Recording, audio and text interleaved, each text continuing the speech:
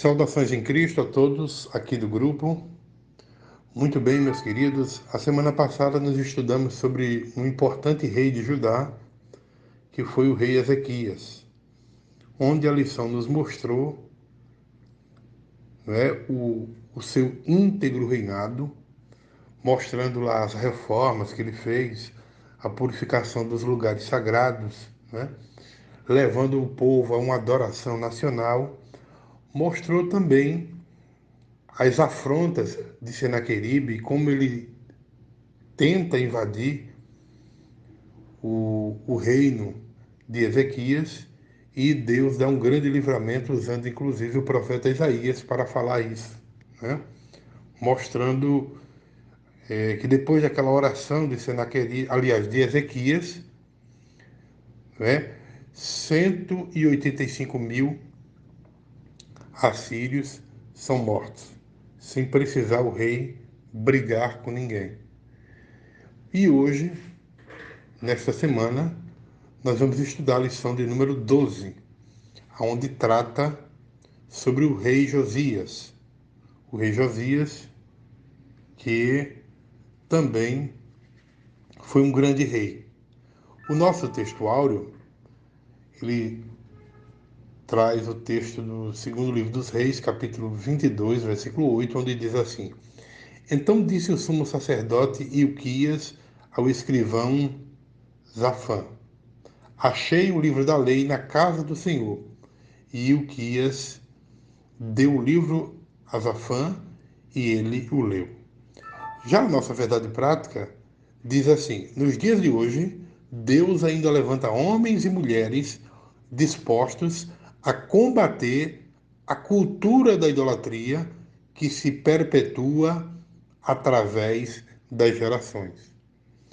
Então, a nossa lição de hoje é uma lição muito rica, onde, como eu disse, trata sobre o reino de Josias, e o nome deste rei chamado Josias significa Jeová cura, o Senhor cura.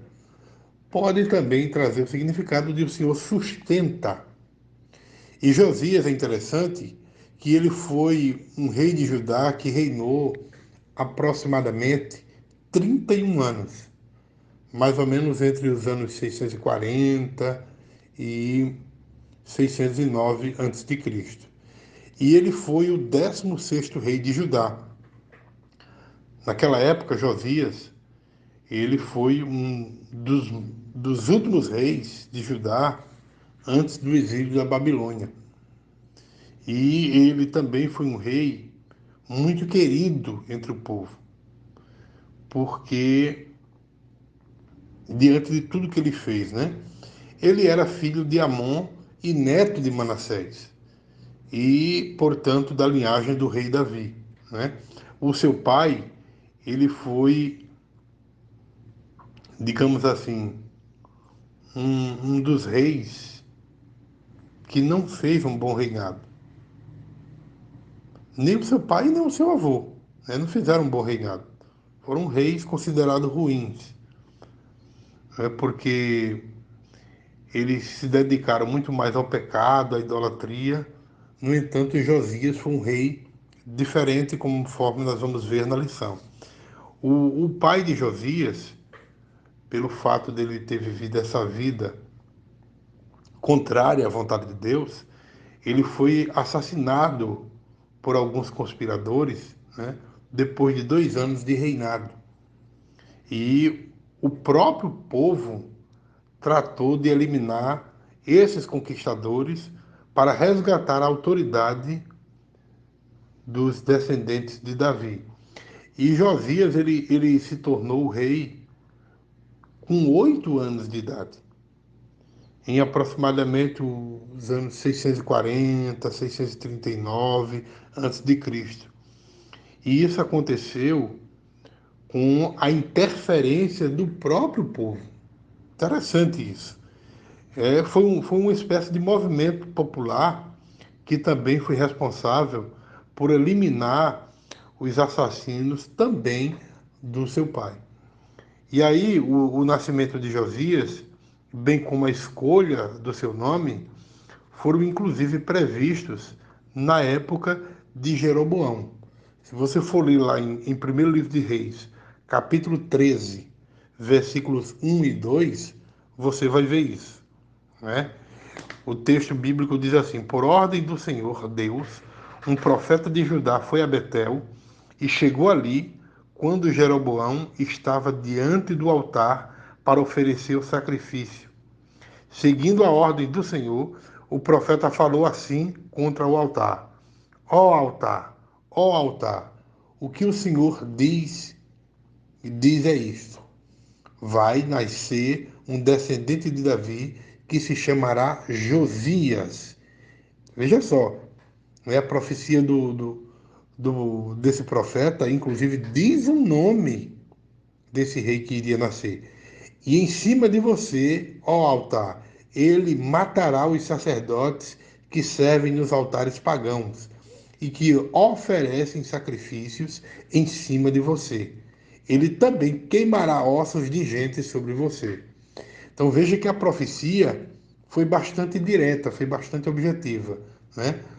Então, anos mais tarde, já por volta dos 20 anos, né, Josias ele já conhecia a lei de Moisés e ele se posicionava, né, contra a idolatria, ao contrário do seu pai e do seu avô, né?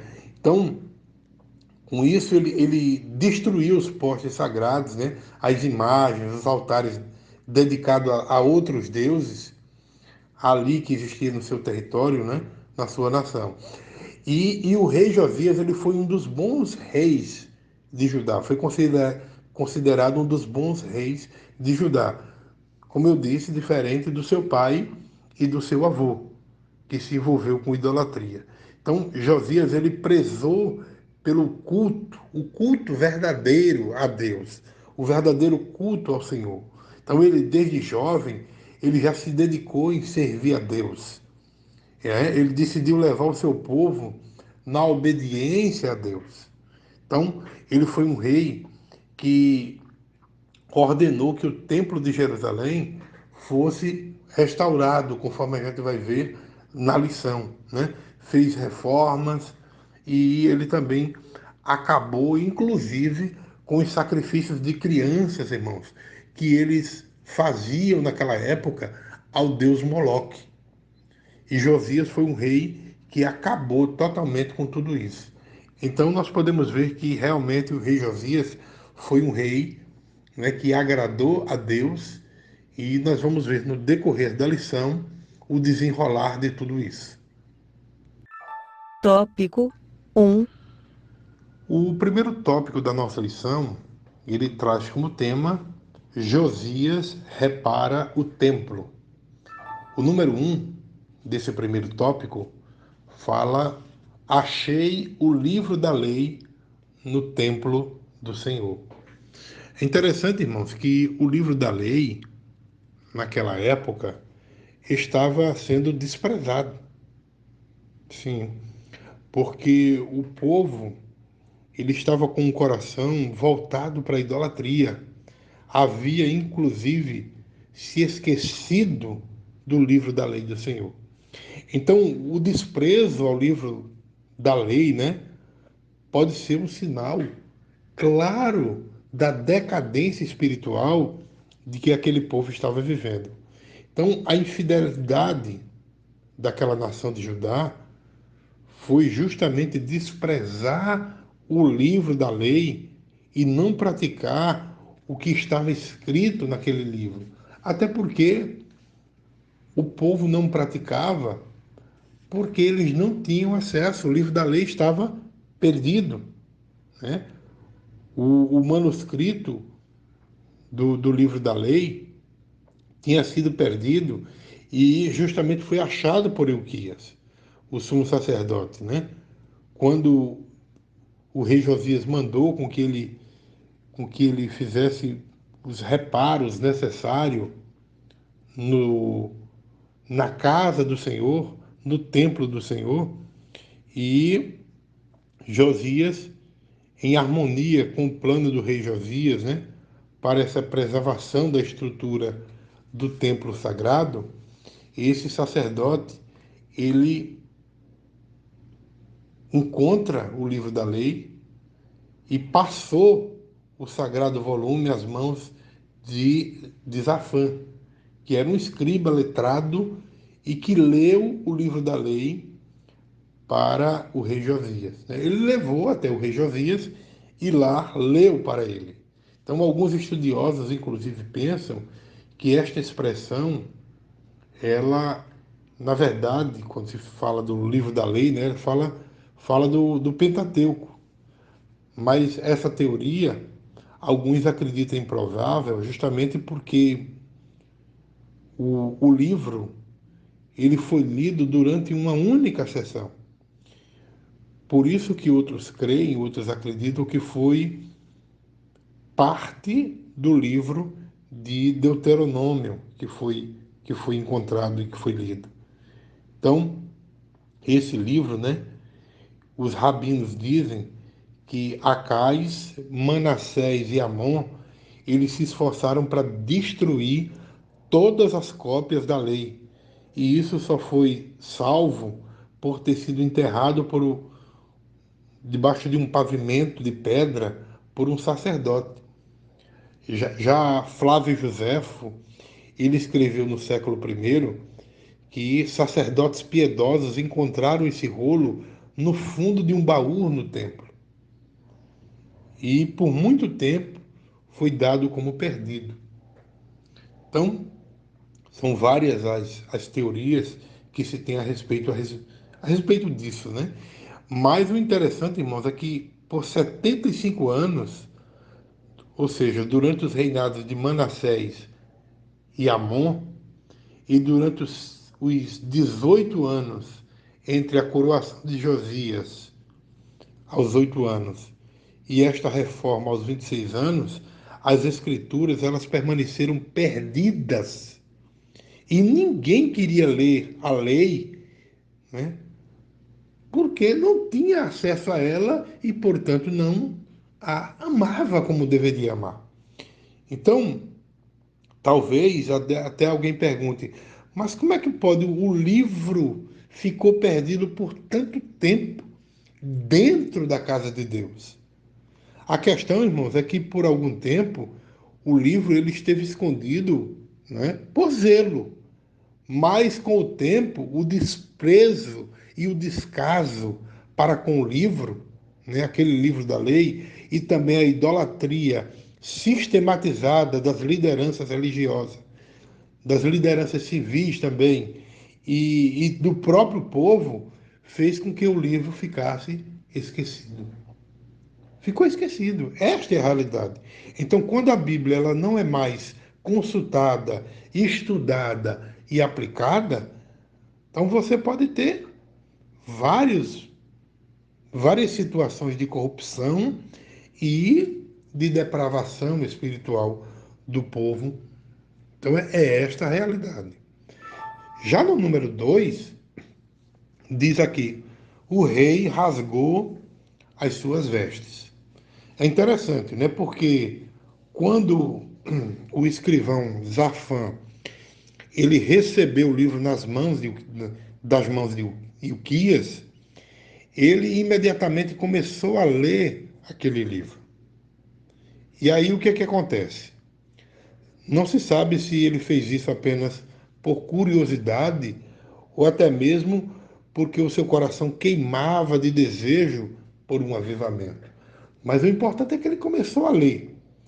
E quando ele começou a ler, ele percebeu, ele começou a constatar a realidade daquilo que Deus pedia para o seu povo, né? E quando ele tomou conhecimento desse conteúdo, Zafã ele levou o livro ao rei e o rei leu, né?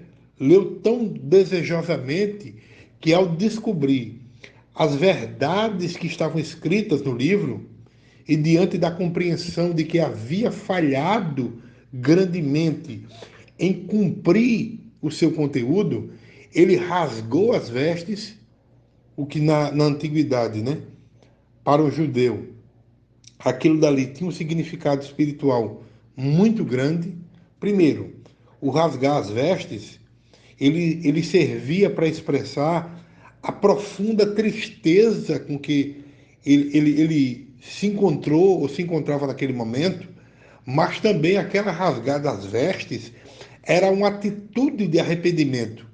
Era uma atitude também, irmão, de dor, né? De dor, de luto, de comiseração, porque o rei Josias não começou a sentir apenas as suas misérias, mas também começou a ver a miséria do seu povo. Né?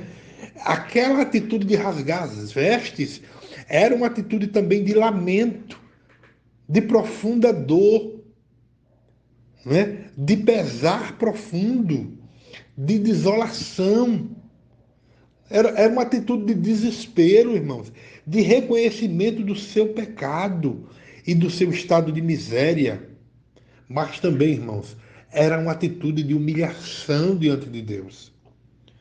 Josias, quando rasga as suas vestes, era exatamente o tipo de reação que a palavra de Deus ela deve suscitar em nós. Nós vivemos em uma época, irmãos, em que muitas pessoas eles conhecem a palavra, leem a palavra, mas parece que lê a Bíblia e conhece a Bíblia como que conhece um livro de história, de geografia normal, não é? Mas quando Josias ele leu o livro da lei, e é agora que nós vamos entrar no número 3 desse primeiro tópico que diz entendendo a vontade de Deus, porque é isso que acontece com Josias. Ele passa a entender a vontade de Deus. O rei Josias entendeu com exatidão que a lei de Moisés pedia, né? Ele entendeu o que ela pedia para ele e para o seu povo. E ele compreendeu também que Deus está virado, irmãos. Que Deus não estava se agradando da situação em que o povo estava vivendo. Né? Então, ele percebeu como os seus antepassados estavam vivendo uma vida de negligência espiritual em relação aos preceitos da lei. E aí o que ele faz? Ele enviou uma delegação com vários homens importantes de Judá, e esses homens foram enviados até para consultar a profetisa Uda, né? E o fato de o rei sentir esta necessidade de enviar essa delegação para inquirir sobre a questão de mostrar, né, a grande realidade do livro, né, mostra também a importância e o impacto que aquele livro causou na sua vida. Né? Então, naquela época, era normal as pessoas servirem de alguém com dons especiais para saber a vontade de Deus. E Uda era uma profetisa. Né? Então, ele foi consultar justamente alguém que servia a Deus, que tinha uma palavra de Deus naquele momento para ele. Então, é importante nós entendermos que, diferentemente daquela época, hoje, né, as pessoas têm Deus. As pessoas têm um livre acesso a Deus. A gente não precisa estar recorrendo a A ou a B, né, ir para a casa da irmã fulana, do irmão cicrano, para saber o que é que Deus quer falar. Não, irmãos. O véu do templo, com a morte de Jesus, se rasgou de alto a baixo, nos dando livre acesso a Deus, para nós conversarmos com Ele. Né? Deus, de acordo com Pedro, diz que ele formou uma geração de sacerdotes e profetas. Então nós somos sacerdotes do Senhor. Nós podemos ter livre acesso a Deus. Então, esta lição, ela nos mostra esta realidade. Né? Então, o que nós podemos ver nesta lição é que depois de Josias ter mandado aquela comitiva até a profetisa Uda, a profetisa Uda confirmou a certeza de que o rei tinha, né? E de fato o julgamento de Deus estava em breve para acontecer, né? Iria cair sobre aquele povo de Judá por causa da sua situação espiritual. O interessante é que por amor a Josias, né, Deus diz assim: olha, eu não vou fazer isso agora. Né, não vou fazer isso agora. Então Deus espera que o rei Josias morra para poder concluir o seu juízo sobre aquela nação. Mas vamos para o próximo tópico da nossa lição. Tópico 2.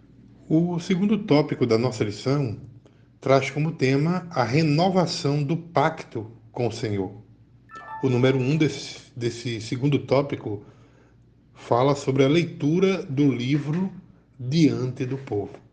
É muito interessante isso, irmãos, porque depois de ouvir a leitura do livro da lei e crer que aquele livro verdadeiramente era a palavra de Deus, o rei ele mandou convocar todos os anciãos, né, de Judá, e depois de convocar todos os chefes, né, os líderes tribais, os oficiais das comunidades, em seguida ele levou aquelas pessoas ao templo, juntamente com os sacerdotes e os profetas que representavam os líderes espirituais do reino, e todo o povo de Jerusalém também foram levados, né? Todos os habitantes que estavam presentes, eles foram também convocados. E aí o que é que acontece? Bom, estando ali todos reunidos, fez-se a leitura do livro da aliança, ou melhor, o livro da lei, né, que o sumo sacerdote Ilquias havia encontrado no templo. E aqui ele é chamado de livro da aliança porque é justamente o registro da aliança que deveria nortear a vida religiosa do povo dali em diante. Por isso foi necessário a presença de todos durante a leitura, para que ninguém pudesse se dizer inocente. Então o rei Josias faz questão de que todos estejam ali presentes. Então o rei ele se pôs de pé junto à coluna do templo, que era o lugar onde se encontrava, ou melhor dizendo, aquele lugar, né, onde o rei se encontrava, costumava se ungir os reis de Judá. E com essa postura, Josias ele mostrou claramente a sua disposição de agir com autoridade. Então, como Josué havia feito muitos anos antes, né, conforme está lá em Josué capítulo 24, versículo 15, o rei ele renovou a aliança, ou seja, ele prometeu publicamente seguir os ensinamentos do livro, conforme o texto bíblico, né? E chamados ali de mandamentos, de testemunhos, de estatutos do Senhor. E a mesma expressão ela é usada para descrever a lei de Moisés, resumida lá em Deuteronômio capítulo 6, no versículo de número 17. Então, depois disso acontecer, os líderes, eles prometeram que também viveriam segundo os ensinamentos do livro, né? E juraram em nome do povo que eles representavam fazer isso. Então, eles assumiram esse compromisso em seu próprio nome e em nome das suas famílias, né? Os clãs de todo o povo que estavam ali, né? Sob os cuidados, né? Representando as suas famílias, enfim. Então, irmãos, é na Bíblia que nós encontramos verdadeiramente esse socorro, esse amparo nas horas mais difíceis da nossa vida. O povo estava vivendo essa situação de escuridão, essa situação de distanciamento de Deus. E aonde foi que eles encontraram refúgio? Aonde foi que eles encontraram o amparo? Na palavra de Deus. Não é? Porque é nela também que nós vamos encontrar a forma mais sincera, irmãos, de gratidão nos momentos de vitória e também nos momentos de dificuldade. Então, independentemente das circunstâncias, é na palavra de Deus que nós podemos nos inspirar e levar os ensinamentos a todas as nossas gerações. É por isso que é importante que cada um de nós tenhamos sempre por perto, né, diante dos nossos olhos, a palavra do Senhor. A importância de ler a Bíblia, de ouvir a palavra de Deus, é muito simples, irmãos. É porque nós devemos conhecer mais e mais de Deus, né? E também nós devemos conhecer mais e mais de nós mesmos, como cristãos. Então, saber discernir aquilo que Ele quer nos dizer e fazer com os seus filhos é importante. O número 2 desse segundo tópico fala sobre a destruição dos ídolos. E eu acho isso importante, irmãos, porque depois daquele povo conhecer a palavra, né? Não somente o povo, mas também o rei, né? O rei Josias. Então ele pessoalmente ele passou em todo o seu reino a destruir os ídolos, tais como os demônios do deserto, né? Como Moloque, o deus Sol, os altares pagãos, Astarote, que era um deus adorado naquela época, Quemos, e tudo aquilo, irmãos, que era adoração contrária à vontade de Deus para levar o povo a uma verdadeira adoração. Então, o relato bíblico ele afirma que ele destruiu todos os lugares pagãos de adoração, conforme está em 2 Reis, capítulo 23, versículo 19, e eu falei isso baseado na Bíblia, na nova tradução na linguagem de hoje. Ela fala com bastante clareza. Então, irmãos, a palavra de Deus, ela deve trazer em nós mudanças. É isso que fica como lição para nós, irmãos, né? A palavra de Deus, ela deve trazer em nós mudança. Mostre isso para os seus alunos, mostre isso para a sua classe, que não existe, irmãos, uma realidade onde o cristão conhece a palavra de Deus e não traz mudanças nenhuma. Não existe isso. A palavra de Deus precisa trazer mudança. Caso contrário, algo está errado. Algo está errado. Porque a palavra de Deus, irmã, ela precisa transformar as nossas vidas. Ela precisa mudar a nossa forma de andar. Precisa mudar. Porque o andar cristão, depois de conhecer a palavra de Deus, tem que ser em novidade de vida. Tem que ser um andar, irmão, de fé. Tem que ser um andar no espírito. Como é que eu digo que conheço a Deus, que conheço a sua palavra e a minha forma de andar não muda? Tem que ser um andar, irmãos, em amor. Um andar como filho da luz. Eu não posso jamais dizer que conheço a Deus, que conheço a sua palavra e andar como filho das trevas. Não, eu preciso andar como filho da luz. É questionável, irmão, o tipo de evangelho que muitos vivem, pois eles não tiveram em suas vidas uma transformação espiritual que a palavra de Deus exige.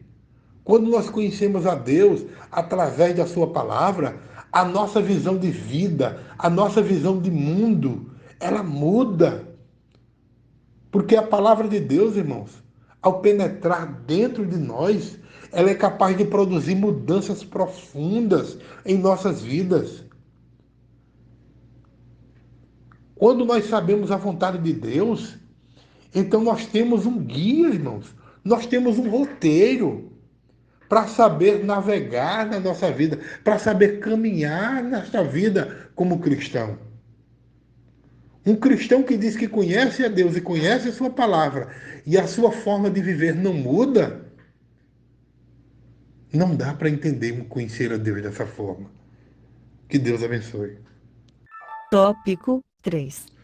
O terceiro tópico da nossa lição fala sobre a celebração da Páscoa. Outro tópico também bastante interessante, porque número 1 aqui desse terceiro tópico fala sobre a celebração da Páscoa e a restauração do culto e dos oficiais do templo. Muito interessante, porque Josias, ele também organizou, irmãos, a maior celebração da Páscoa desde o tempo dos juízes. Veja só o que é que diz a Bíblia no segundo livro dos Reis, capítulo 23. Aliás, vamos logo para o segundo livro das Crônicas, capítulo 35, versículo 18. Veja só o que é que diz. Ó. Desde o tempo do profeta Samuel, os israelitas nunca haviam comemorado uma festa da Páscoa como esta. Nenhum outro rei de Israel comemorou a festa da Páscoa como Josias fez com os sacerdotes e os levitas, com o povo de Judá e de Israel que estava presente e com os moradores de Jerusalém. Vocês entenderam, irmão? A grandeza daquela Páscoa? Nem mesmo, irmão, Salomão, nem mesmo Davi, né? Nem mesmo Davi, Salomão, seu filho, fizeram uma Páscoa como aquela que Josias fez. Né? Então, observe, veja a grandeza da Páscoa feita por Josias. Antes de Josias, inclusive, o rei Ezequias, né, que foi a lição passada que nós estudamos, ele também promoveu uma reforma e a celebração da Páscoa. No entanto, irmãos, a reforma liderada por Josias foi mais completa, foi mais extensa, foi bem maior, foi mais grandiosa. Leia lá em segundo livro dos Reis, capítulo 23 e versículo 13. E veja isso. Né? Então foram oferecidos, irmãos, ali muitos animais em sacrifício, né? Que foram comidos pelo povo.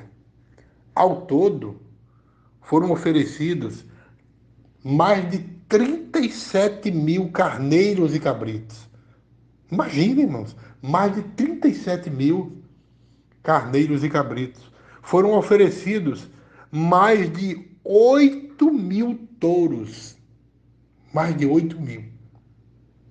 Foi uma grande festa, irmão. Foi uma festa que não dá nem para. Foi uma festa sem precedentes.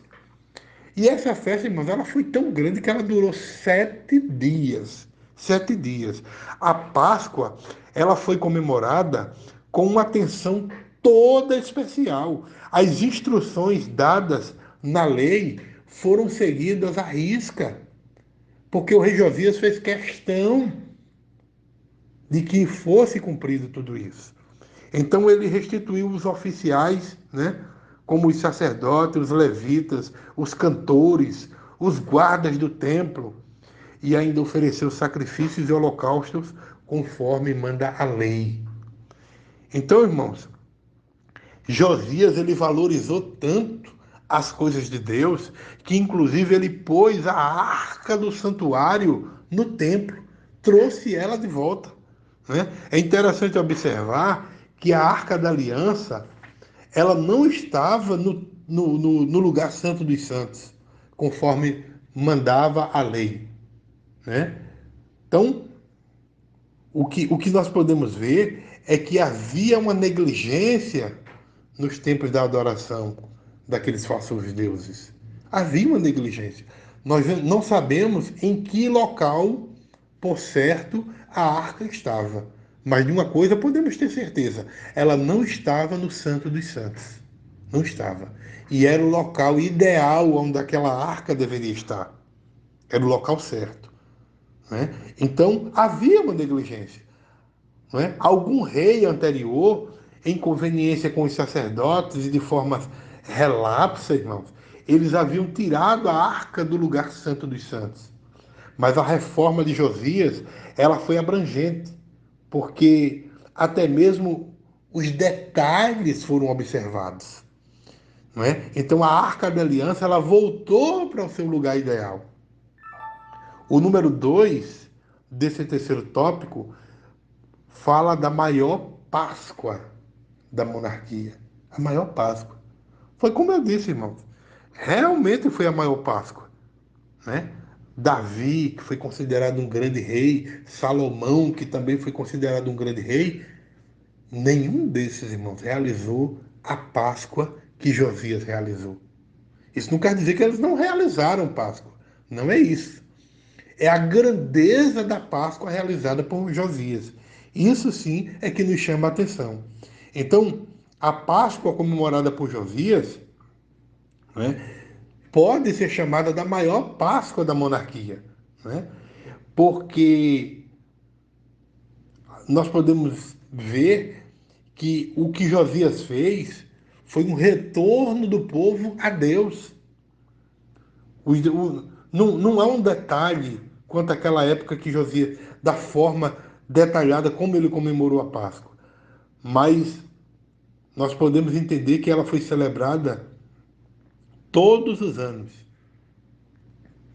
Não é que era celebrada todos os anos na primavera de Nisan, né? Que originalmente era chamada de Abib. Então, nela os israelitas eles lembravam o modo milagroso pelo qual Deus operou a salvação do seu povo. Não é, irmãos? A Páscoa, se nós formos tentar recordar, também conhecida de pesar, chamada de pesar no hebraico, né? Que significa passagem, ela representava a libertação de Israel da escravidão do Egito. Então, se nós formos voltar àquela época da Páscoa, né? Cujo nome, como eu disse, significa passagem, no dia de Moisés, quando o sangue ele era um sinal, mas esse sinal não era um sinal para o povo, né? Era um sinal para o povo, porque quando eles colocaram o sangue nos umbrais da porta, aquilo era um sinal, né, que dirige as nossas mentes para uma coisa em particular.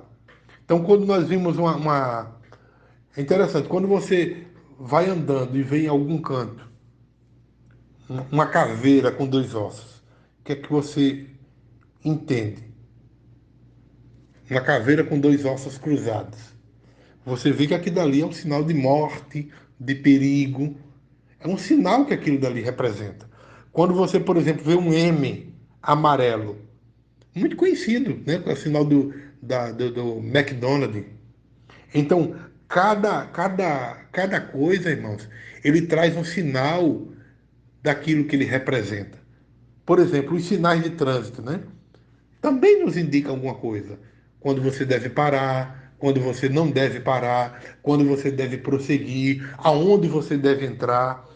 Então, irmãos, os sinais, eles são símbolos para indicar alguma coisa na nossa mente, que está além do sinal. E quando Deus tira o povo do Egito, ele dá um sinal. Ele dá um sinal. A narrativa de Êxodo diz explicitamente que o sinal era para o povo, né? Para o povo. Mas esse sinal ele foi estabelecido por Deus. Foi Deus quem estabeleceu o sinal, né? E ele foi o autor deste sinal. Então, como todos os sinais, este sinal ele fazia lembrar, ou seja, ele fazia com que o povo se lembrasse de alguma coisa. Deus queria lembrá-lo de quê? Naquela Páscoa, onde era sacrificado um cordeiro para toda a família, né? É lógico, irmãos, que aquele cordeiro que era um sinal do Cordeiro de Deus que tira o pecado do mundo. O sinal, ele estava apontando para um cordeiro que haveria de morrer no futuro. A Páscoa apontava para isso. Todas as vezes que ele matava um cordeiro para se reunir com a família e comemorar a Páscoa, aquele cordeiro estava apontando para um cordeiro. Era um sinal apontando para um cordeiro que haveria de morrer no futuro.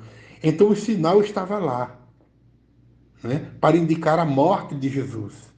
Então, na primeira Páscoa judaica, os cordeiros eles foram sacrificados e o seu sangue eles foram esfregados nas portas para que as pessoas pudessem viver.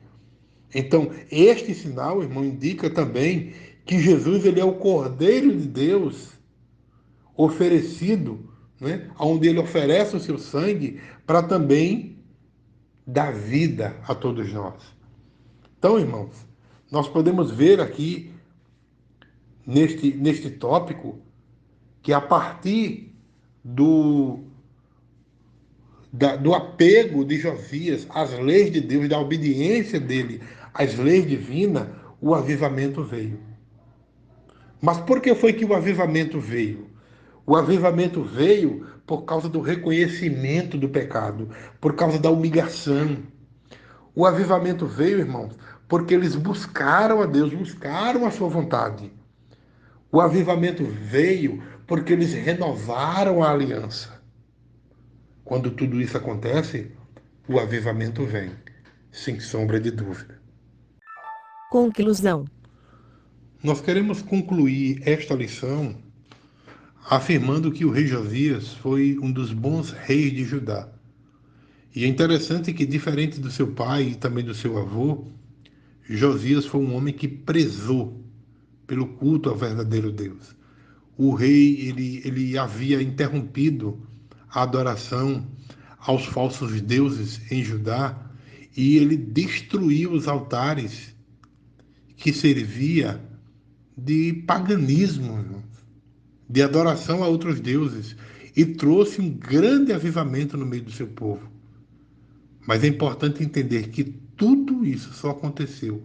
O ponto de partida de tudo isso foi a valorização da palavra de Deus. Então, esse primeiro tópico da lição nos evidencia esse encontro de Josias, né, com a palavra de Deus, com o livro da lei, né, que estava perdido no templo.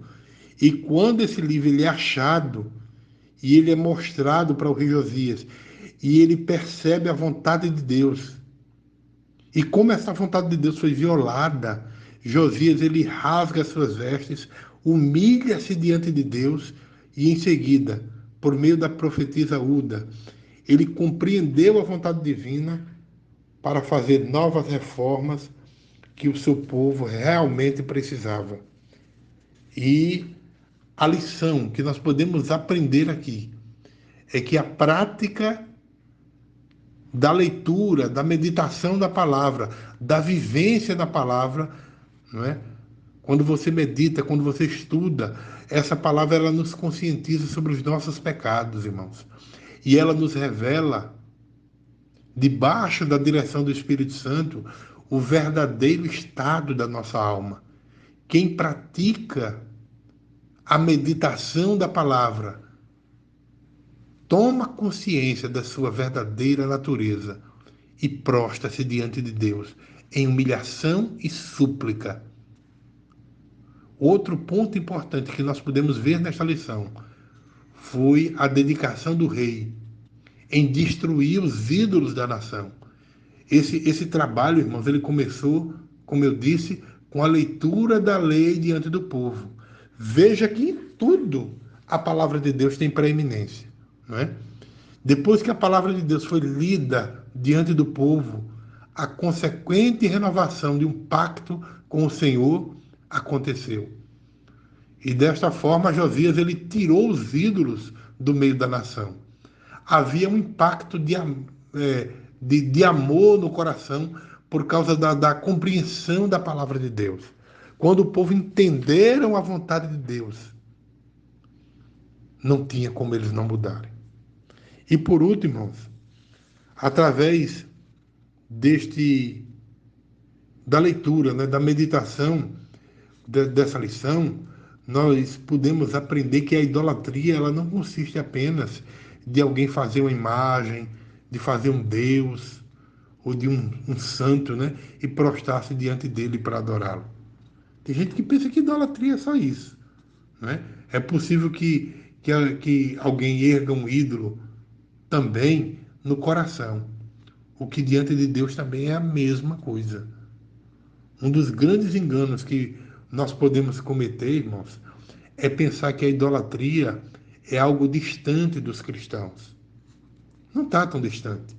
Não é como se fosse apenas uma coisa dos pagãos, de gente que não conhece a Deus, não conhece o verdadeiro Deus ou a legítima mensagem do Evangelho. Não, tem muita gente vivendo essa situação. Precisamos ter muito cuidado, não é, com o desejo incontrolável da fama. Quanta gente, irmãos, em nome da fama, se desviam da vontade de Deus. porque a fama se torna para ele um ídolo. Outros, o poder, o dinheiro.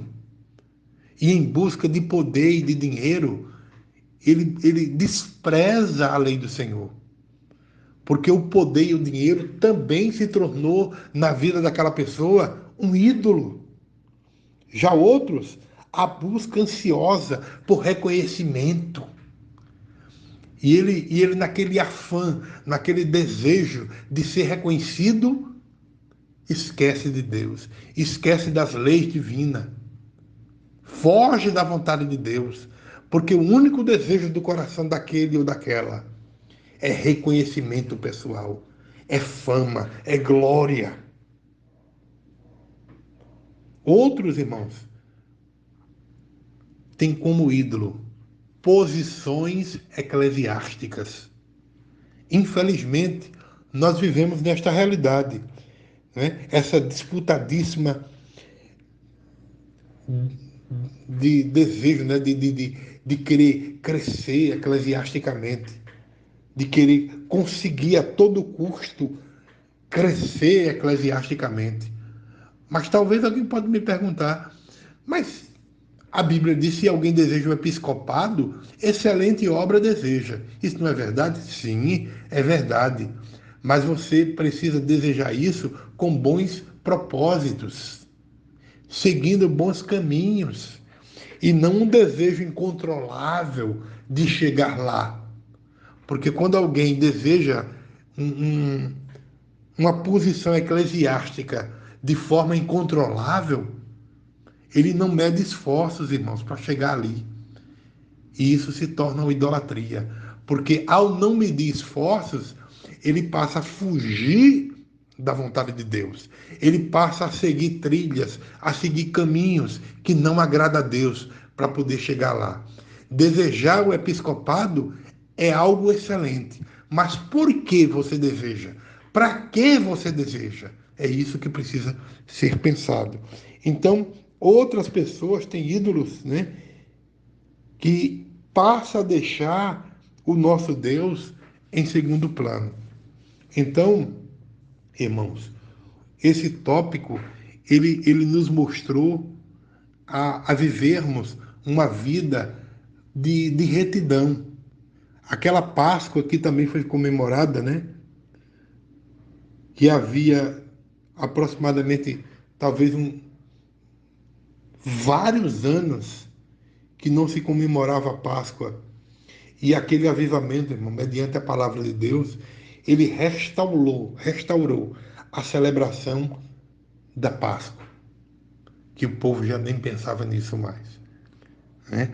Então essa lição ela nos ensina a também valorizar as coisas sagradas, que muitos desprezam, que muitos não valorizam, mas que Deus nos ajude, irmãos, a despertar em nós muitas consciências que talvez já esteja até adormecida e que precisa ser acordada em tempo oportuno, em nome de Jesus.